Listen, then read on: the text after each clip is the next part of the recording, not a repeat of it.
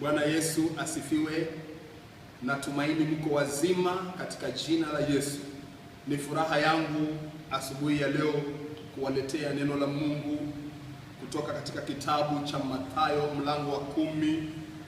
Tutasoma aya ya 34 hadi aya ya 39. Nitasoma kwa uwezo wa Roho wa Mungu. Nasema hivi: msidhani ya kuwa nimekuja kuleta amani duniani. La, sikuja kuleta amani bali upanga. Kwa maana nalikuja kumfitini mtu na babaye, na binti na mamaye, mkwe na mkwe mtu, na adui za mtu ni wale wa nyumbani mwake. Apendaye baba au mama kuliko mimi hanistahili, wala apendaye mwana au binti kuliko mimi hanistahili. Wala mtu asiyechukua msalaba wake akanifuata hanistahili. Mwenye kuiona nafsi yake ataipoteza, naye mwenye kuipoteza nafsi yake kwa ajili yangu ataiona. Bwana Yesu asifiwe.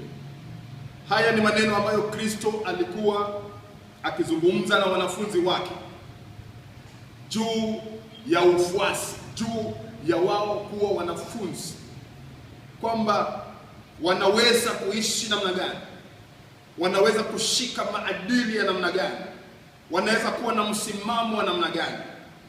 Nataka niwe kifupi sana, niende moja kwa moja kwa neno la Mungu. Anawaambia katika mstari wa 34, msidhani ya kuwa nimekuja kuleta amani duniani. Anasema la.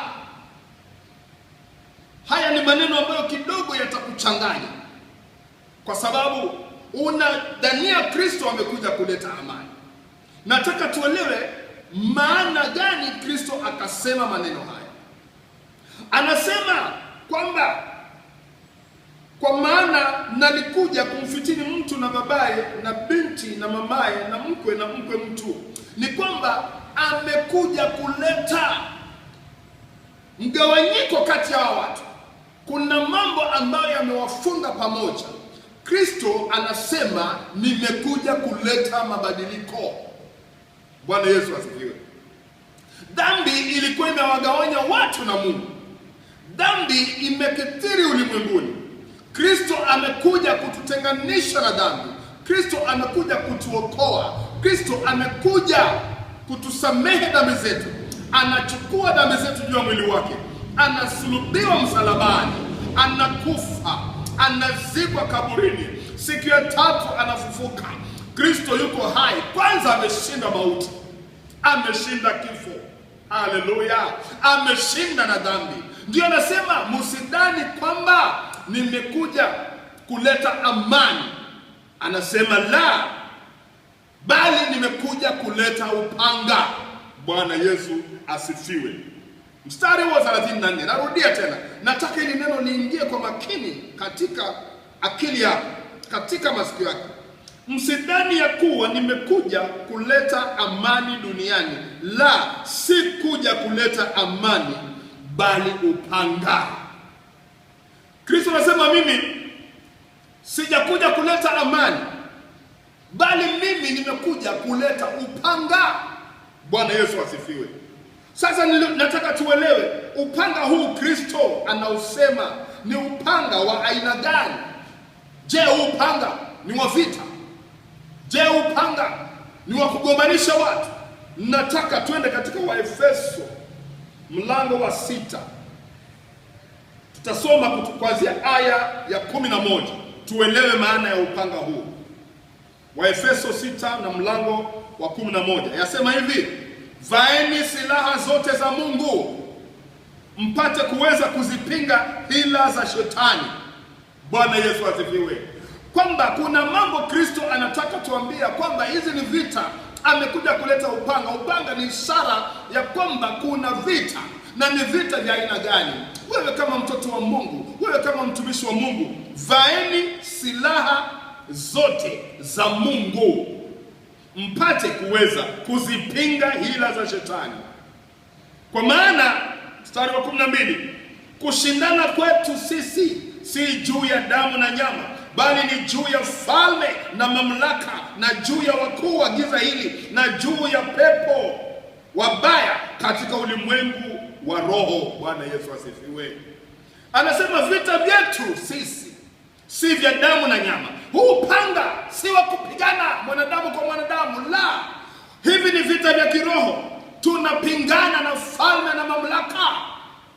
Anatuambia sisi kushinda vita hivi, inatupasa basi tuwe na silaha za Mungu, tuwe tumeweza kujiamini sawa sawa, kwa sababu hivi vita si vya mwili, hivi vita si vya damu na nyama, hivi ni vita vya kiroho. Bwana Yesu asifiwe.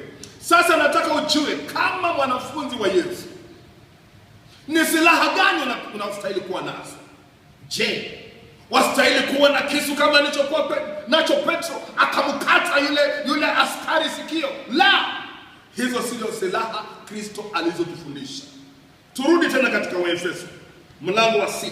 Sasa tusome aya hiyo ya 13. Kwa sababu hiyo twaeni silaha zote za Mungu mpate kuweza kushindana siku ya uovu, na mkiisha kuyatimiza yote kusimama. Mstari wa 14, basi simameni hali mmejifunga kweli viunoni. Bwana Yesu asifiwe. Silaha ya kwanza ni kwamba kweli. Kumbe kweli ni silaha. Truthfulness, hiyo ni silaha ambayo shetani anaogopa. Anatuambia basi simameni hali mmejifunga kweli viunoni. Bwana Yesu asifiwe. Na kuvaa dirii ya haki kifuani. Kumbe haki ni silaha. Tuvae dirii ya haki kifuani. Haleluya.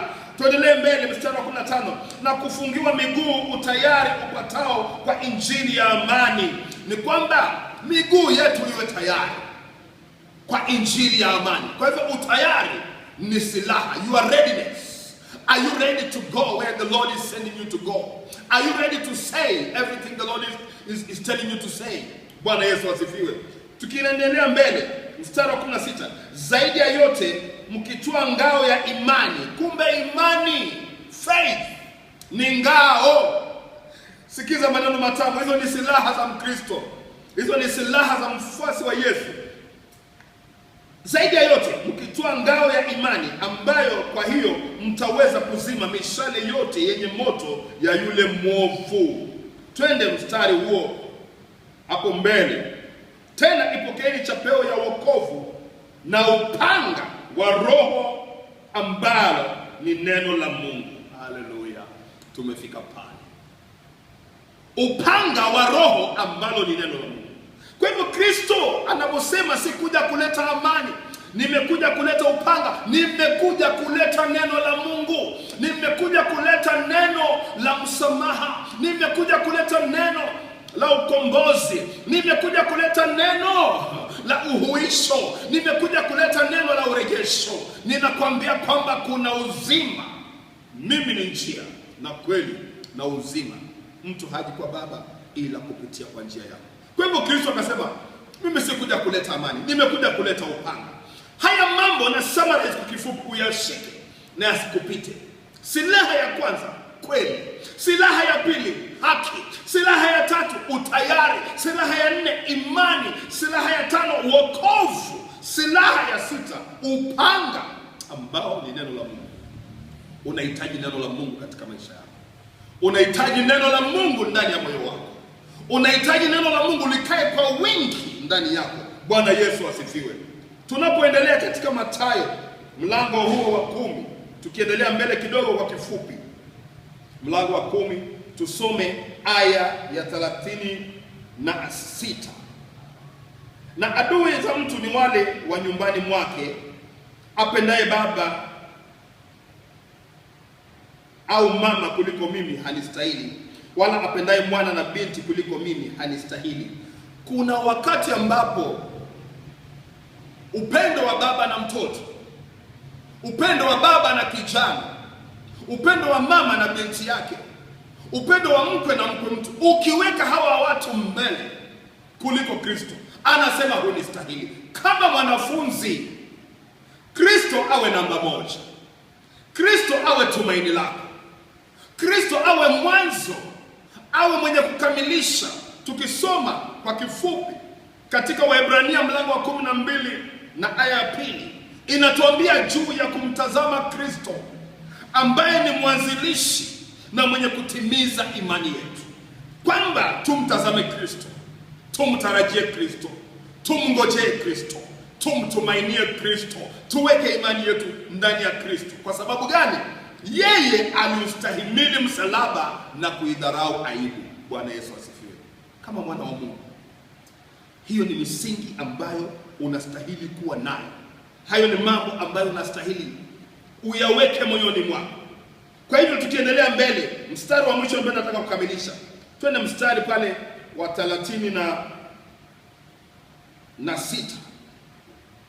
38, wala mtu asiyechukua msalaba wake akanifuata hanistahili. Kama Mkristo, kama mwanafunzi, kazi yako ni kumfuata Kristo. Kristo ndiye mwalimu, nawe ndiwe mwanafunzi. Siku zote mwanafunzi hampiti mwalimu wake. Nimekutana na watu ambao wanajaribu kupita mwalimu.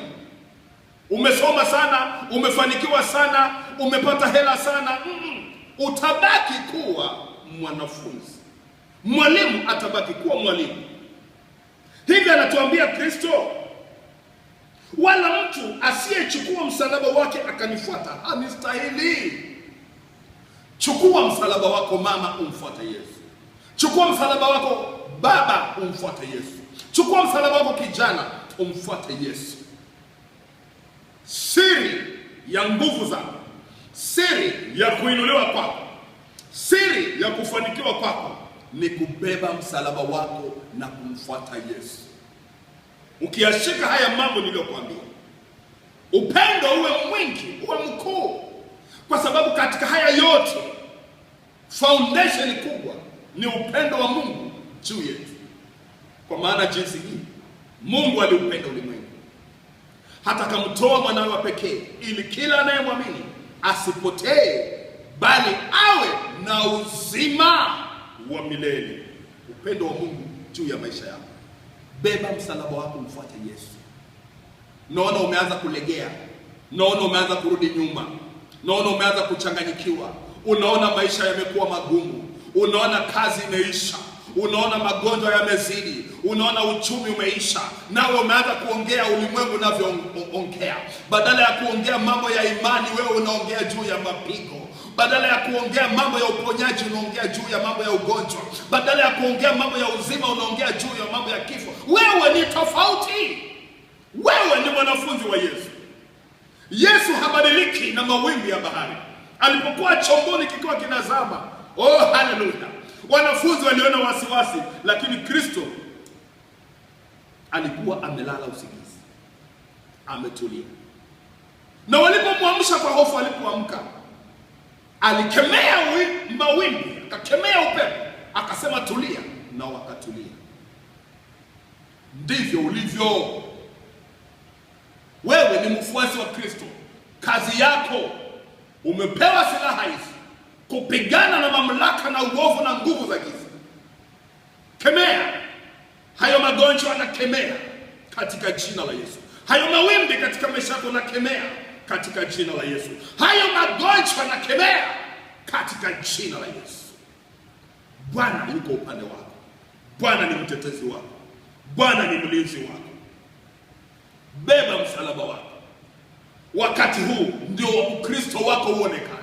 Majira haya imani yako ionekane. Wakati huu tusikie ushuhuda wako. Wakati watu wanaenda chini, wewe Bwana anakupa ushuhuda wa ushindi katika jina la Yesu. Asante Bwana kwa ajili ya neno hili. Umegusa maisha ya mtu, umebariki maisha ya mtu, umetakasa maisha ya mtu. Baba, ninakushukuru nikisema asante. Macho yetu ya kutazame Kristo msalabani pale ulipoandikwa, ukasema imekwisha. Hivyo magonjwa yetu yameisha katika jina la Yesu. Kilio chetu kimeisha katika jina la Yesu. Ulisema kilio uje kukaa usiku, lakini asubuhi ikaja furaha. Acha furaha yako ingie ndani ya mioyo yetu. Acha amani yako ingie ndani ya mioyo yetu. Bwana, wacha tukalishike neno lako. Wacha tukatembee na neno lako. Acha tukalipende neno lako. Acha tukalisikilize neno lako. Nimeshukuru kwa jina la Yesu nimeomba na kuamini. Amen. Amen.